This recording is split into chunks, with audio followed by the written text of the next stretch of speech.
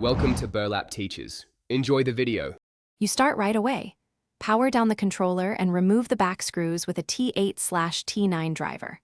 Once done, use a plastic pry tool to separate the rear shell, work along the seam, not the buttons. You wear an anti-static strap to protect circuits and place screws in order so reassembly is simple.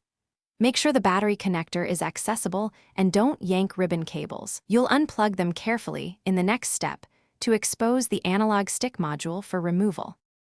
Next, you disconnect the battery and release the delicate ribbon connectors by flipping their small clips. This prevents tearing. Then remove the screws securing the main board so you can access the analog stick.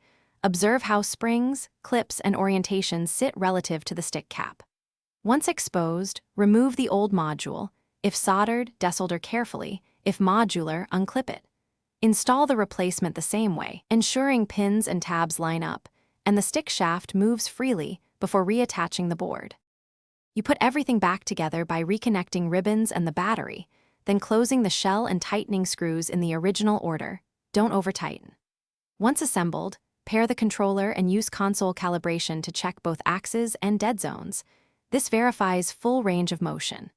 If you find drift or no response, make sure the module connector is fully seated, inspect solder joints for cold joints, and confirm the stick module is not rotated. Addressing those usually fixes the issue quickly.